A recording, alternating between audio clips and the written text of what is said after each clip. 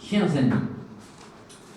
amis des deux sexes, semble-t-il, internautes voyageurs, d'un site à l'autre, thérapeutes du divan et du face-à-face, perdons ensemble, si vous le voulez bien, notre latin élémentaire devant l'écran blafard de nos ordinateurs.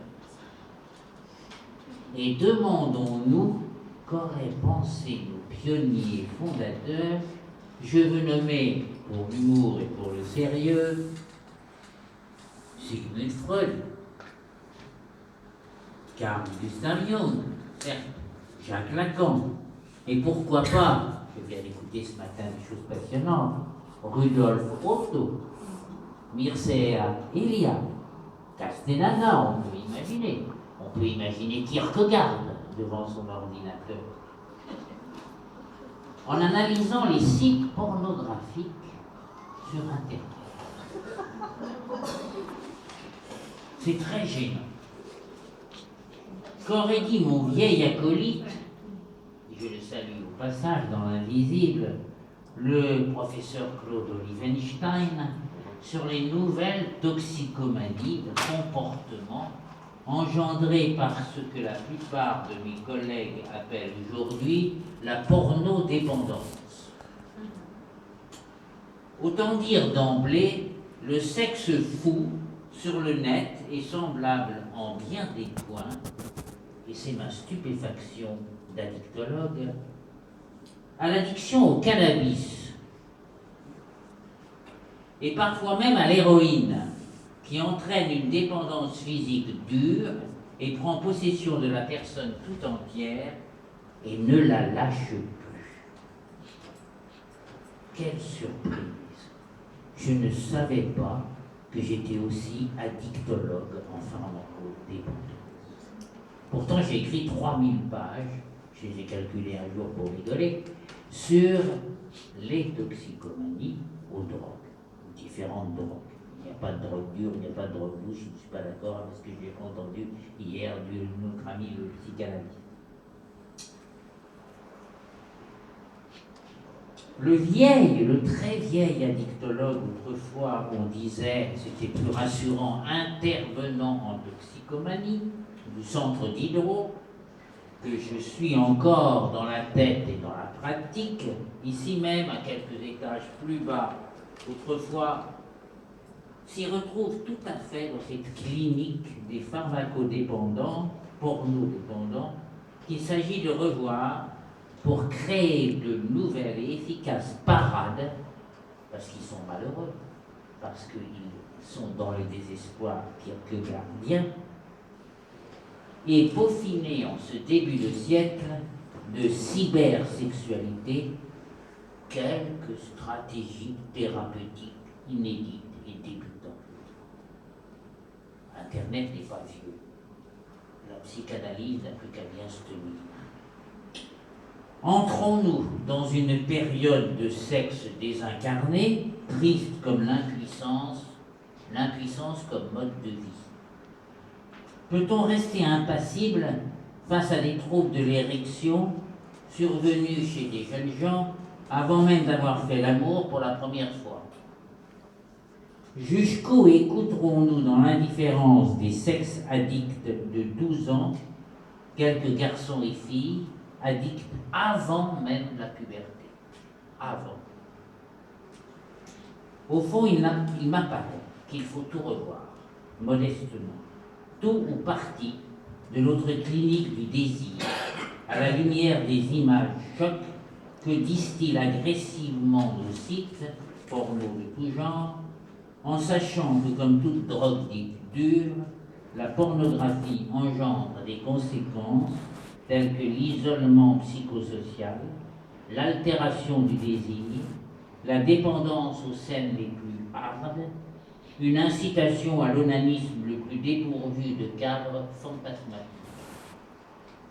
Une dépendance sévère au déroulement d'agressions sauvages et violentes sur des individus du sexe opposé, ou du même sexe, on s'en fout, une altération d'appréhension du réel au profit de l'imaginaire, et du fantasme le plus déchaîné, tout cela entraînant un refus maladif des rencontres véritables, en chair et en os et en amour, pourrais-je dire, une accoutumance étrange au virtuel, des troubles du passage à l'acte, des refus de toute relation durable, des impossibilités de mise en acte, des impasses tragiques durant le comportement amoureux. Pas des pannes, des impasses.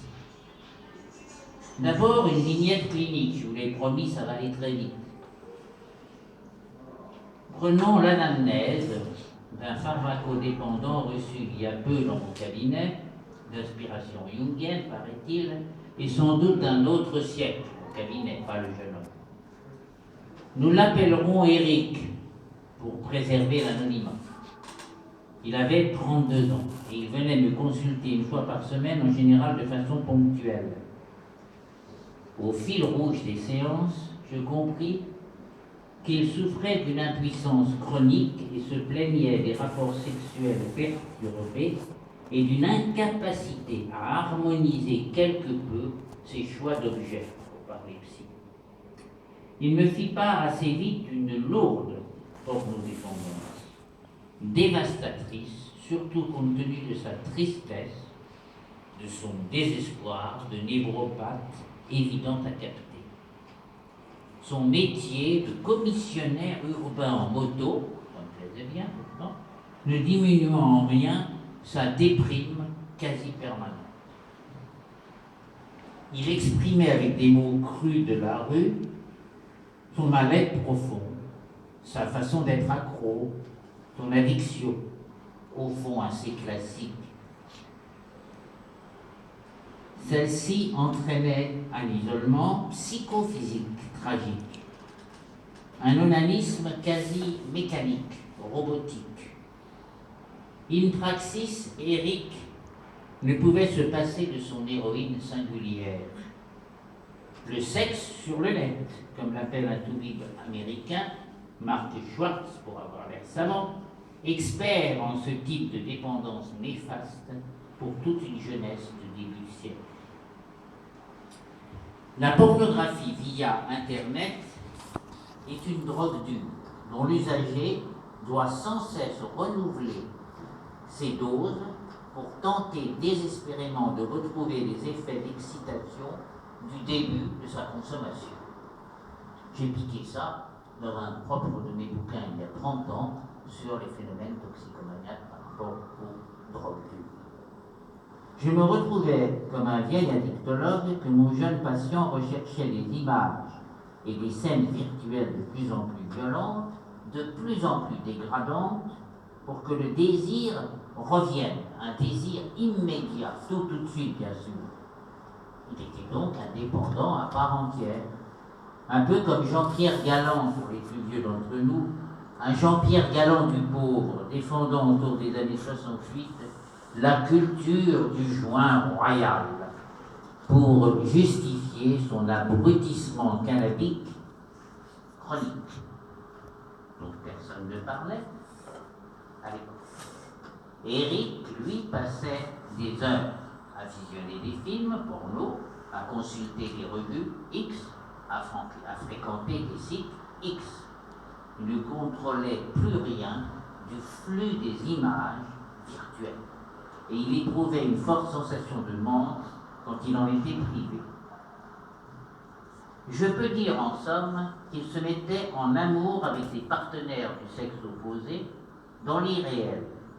Et quand il tentait de passer du monde virtuel au monde de la chair, d'entrer en contact avec le sexe opposé, il vivait jusqu'à la rage désespérée, l'impossible passage non seulement à l'acte d'amour, mais aussi à la concrétisation d'une rencontre par le jeu de la parole, de l'échange et de la polyphonie infinie de la tendresse. Avec son corps physique de jeune homme plutôt d'apparence sportive et son problème spécifique, Eric avait substitué le corps porno au corps physique. Eric avait une fascination pour le virtuel, un véritable culte. Son addiction à l'univers choc de la porno lui interdisait de remplacer une construction sociale affective normale. Il perdait en quelque sorte son élan vital, dirait Bergson, ou son élan vital, ou sa libido, dirait après tout Jung. En l'écoutant, je comprenais de plus en